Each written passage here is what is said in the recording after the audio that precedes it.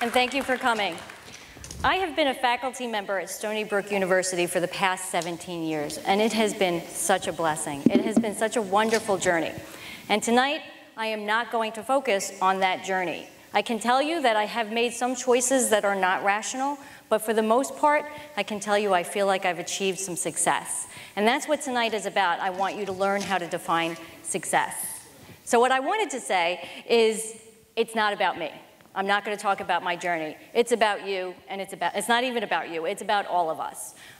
This essay by Roar Beyond that I have listed up there really gets it.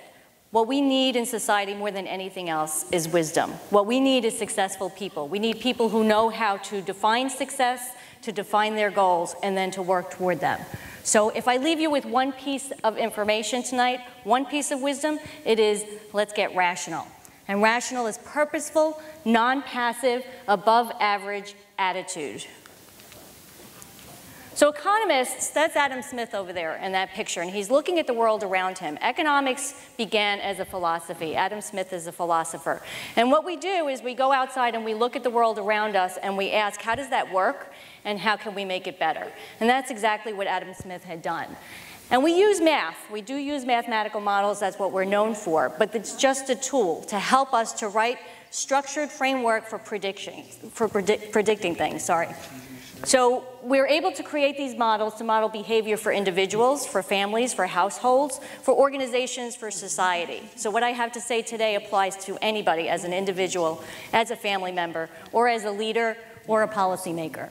And we've asked questions that have to do with whether you should get married. We ask questions about religion on the individual end. And we also tackle questions that are social, like how much health care should we produce, or how should it be delivered? Oops, sorry. So I need to define rational. I keep using this term rational. That's the first thing I need to do. And rational, in economics, we have a golden rule. The marginal benefit equals marginal cost. The translation of that is do the best you can with the resources you have. And I want to start off with what rational is not. I gave a talk in Washington, D.C. once, and the audience was not economists. And I learned that fairly quickly when I said, I'm going to assume in my model that my agents are rational, and the audience laughed. So they thought it was a joke. And what I realized was that they thought by rational I was referring to some mental health state. So the first thing I want to say is rational is not a mental health state. It may be correlated with mental health status, but it is not a state. The other myth that I would like to dispel is that rational, self-interested agents are selfish, and that is so not the case. We allow for altruism in our models. We have something called the principal agent model, where in your objective function, in your goals, you can care about other people, you can care about society, you can care about the land, you can enter anything you want into an objective function. So altruism is allowed. And the other thing I want to say is rational behavior, again, is not limited to individuals, but can be applied to organizations and the government as well. So rational will help you make better choices, and rational will help you understand other people and how they make choices, which will also help all of us. So what I want you to learn to do is to define what best means to you. What does success mean to you? If you do not choose a path, if you do not choose a goal, for that path, then there's no point in making choices. Your choices can be evaluated and effective only if you decide what you're working toward. So if you don't do that, you're not likely to choose best.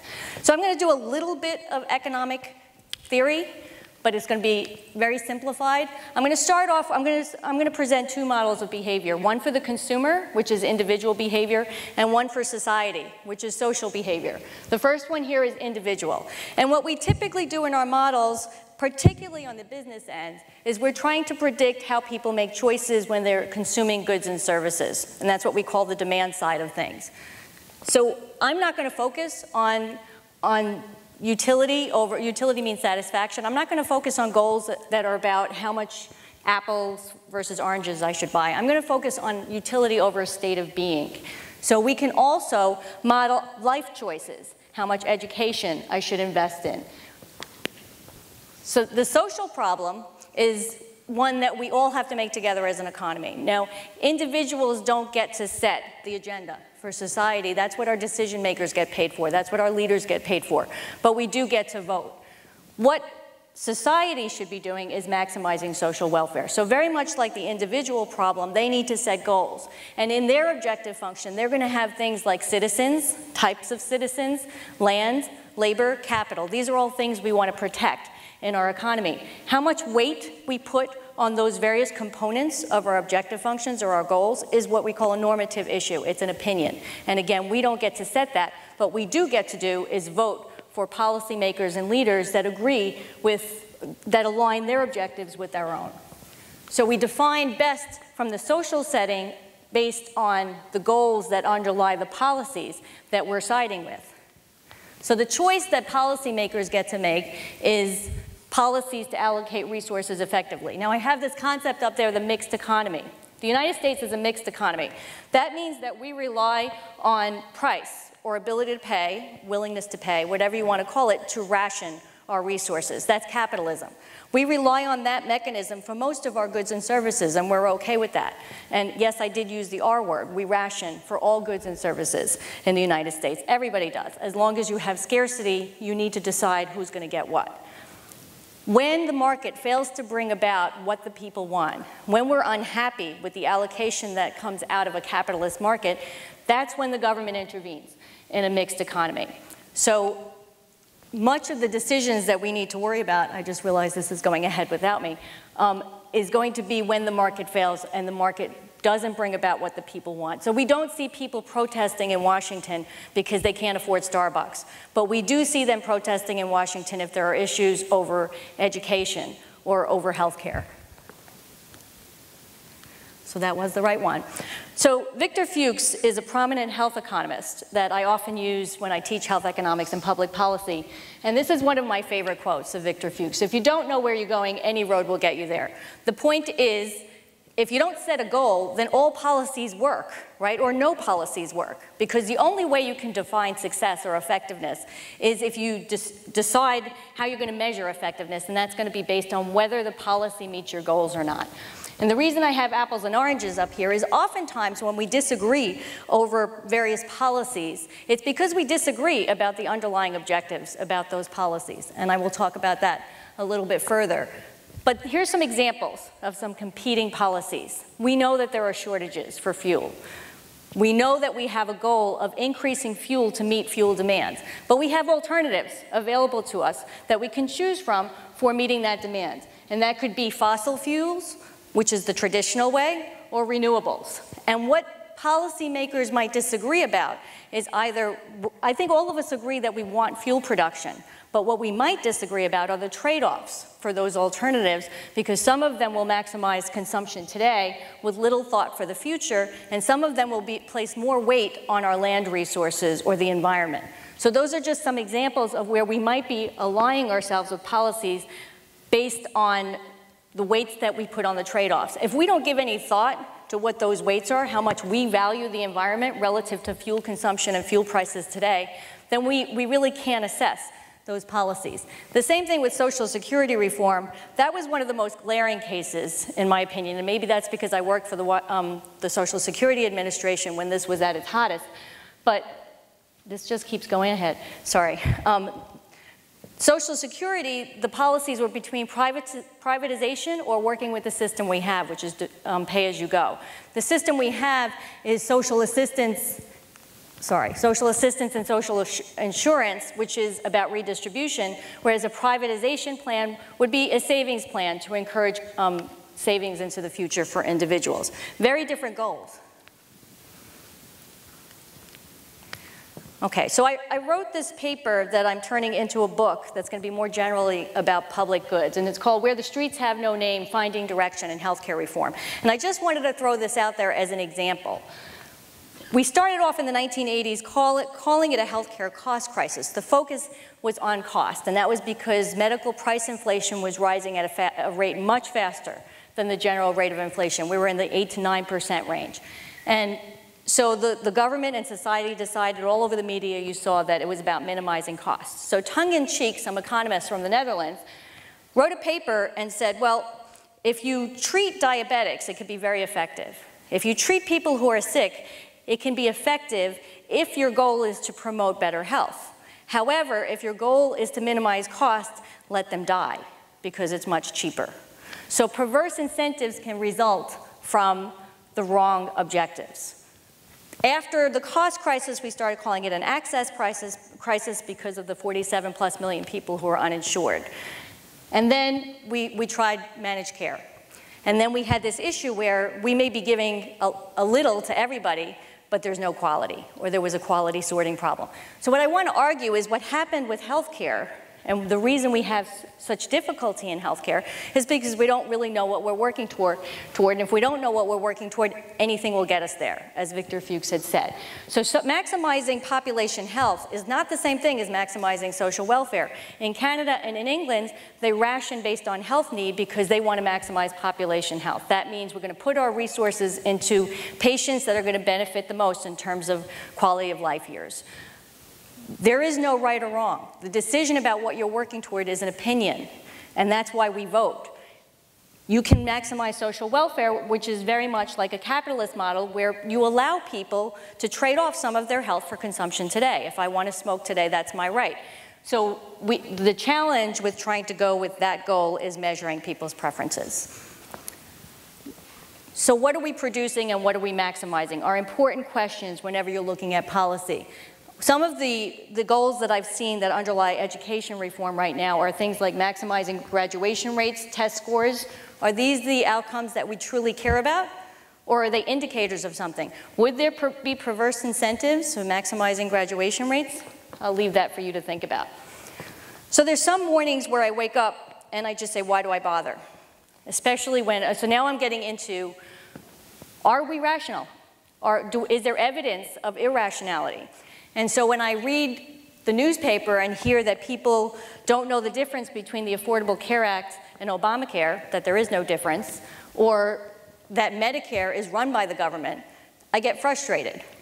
But what's even more frustrating is when the government writes legislation where what's listed as the objective behind the legislation is a policy or an alternative. In other words, they bind us into a policy before we even get to think about what would be the best path to achieve that goal. So as an example, I use airline deregulation. So in 58, the Senate 2493 Airline Deregulation Act of that should be 78, to encourage, develop, and attain an air transportation system which relies on competitive market forces. That was the goal, was to decide that we were going to allocate resources in a very particular way, instead of examining what it is we were really working toward, why we weren't achieving it with the regulated monopoly that we had, and then coming up with whether it should continue to be a regulated monopoly or competition. So, yes. So now I'm going to get to the inconvenient part. I called it inconvenient momentum. Let's get rational. Getting rational involves effort. You have to collect information to make informed decisions. You have to take some time to think about it before you decide which policies you ally yourself with. So it becomes inconvenient truth at some point. And I was going to call the talk Inconvenient Truth, but that was already taken. So party loyalty is one of the problems. Lodge and Tabor wrote a book in 2013 with a lot of math and a lot of science that shows that party affiliation is very strong. And it also tends to be regional and social. So changing your thoughts or choosing a policy or realizing that you don't really agree with your party can be inconvenient. It's more work. It also you can lose friends, you can lose popularity. I have to tell you that what inspired the title of this talk, what inspired this whole section is my 14-year-old daughter, Emily. And it was because she wrote something and she lost some popularity. And I just want to read an excerpt from what she wrote. In her most popular song, All About That Bass, she talks about meeting the standards that she is supposed to. Yeah, it's pretty clear I ain't no size 2, but I can shake it like I'm supposed to do. So women are supposed to shake it. She's saying that part of a woman's job is to look good. She continues to say, because I got that boom boom that all the boys chase, all the right junk in all the right places. Well, apparently it doesn't matter if you're skinny. It just matters if you have the right stuff to please men. So that was my 14-year-old daughter. And so what she's saying there is it's not about pleasing yourself if you're female, it's about pleasing the guy. What about yourself? But doing something like that, it's a very catchy tune, it's very popular, you might lose some popularity with your friends. It's inconvenient. Another inconvenience, don't hate me. You know, you hear don't hate me because I'm beautiful. I actually think for women it's more don't hate me because I'm smart. What happens when you get rational? I put Helen Keller up there because she's one of my heroes. Here is a woman who we all know overcame very big odds. One of the things that really struck me when I watch her story on videos is she wanted to learn to speak. She can't hear, she can't see, her teacher's telling her, how are we going to accomplish that? And she did it. She set a goal and she found a policy to get there. That's the way you do it. If you can't get there based on substance, based on what you're able to accomplish, it's not worth getting there. So why rationality is good for us? I teach responsible conduct for research, and that means we talk about why we should be ethical in that class. We should be ethical because we should all be working together toward wisdom, which is what Bjorn said in that first quote that I said on the very first slide. If we all work together, the world could be a better place. It sounds cliche, but it's true. The truth shall set you free. So why now? Why momentum now? Because in order to be rational, and let me keep going a little bit before I make that point, I would be doing a disservice if I didn't mention the recently late John Nash. So John Nash, sitting in a bar with his friends, comes up with a theory that ends up winning a Nobel Prize. The problem, and that's the prisoner's dilemma. I don't have time to explain what the prisoner's dilemma is, but it's a frustrating dilemma because the two prisoners can't cooperate and they can't end up with the best outcome. Not because they're not rational, they do the best they can with the information they had, it's because they didn't have the ability to communicate. With the information boom, there's no more excuses. You can't blame the media. We have information at our fingertips. An example of a modern day prisoner's dilemma is how many people have ever thought about voting independent or Green Party, but they don't because it would be throwing their vote away. That's an example of a prisoner's dilemma. I'm going to conclude with women. This is a women's conference, so women and rationality. Girls compete with each other. Women empower one another. That's from the Huffington Post. The glass ceiling, we often hear that women are our own worst enemy. I'm going to disagree with that, and I'm going to argue insecurity is what is our enemy. Women are more likely to lack confidence. Evidence shows this, according to Kay and Shipman. We're less confident. Yes, people cannot be rational. They're not being honest to themselves. Yes, people hurt themselves and society because they're not purposeful. They're not working toward a consistent goal. The best way to break the glass ceiling, do the best you can, produce the best you can with the talents you have. And don't worry about being a yes person or the risks that you're taking. Take those risks. Be above average. Even if it means taking risks, challenging the norms, it might be inconvenient, but it pays off. And now I'm going to read one of my favorite songs from Helen Reddy. You can bend but never break me, because it only serves to make me most determined to achieve my final goal, rational, and I come back even stronger. Not a novice any longer, because you've deepened the conviction in my soul. Oh yes, I am wise, but it's wisdom born of pain. Yes, I've paid the price, but look how much I've gained. If I have to, I can do anything. I am strong, I am rational, I am woman. Oops. So I'm not telling you what to think. I tell all of my students this all of the time. I'm not telling you what to think, I'm telling you to think. And as an economist, we teach as philosophers how to think and how to do the best you can for yourself. It's simple in theory, it's not so easy in practice, but it's worth it. So let's get rational.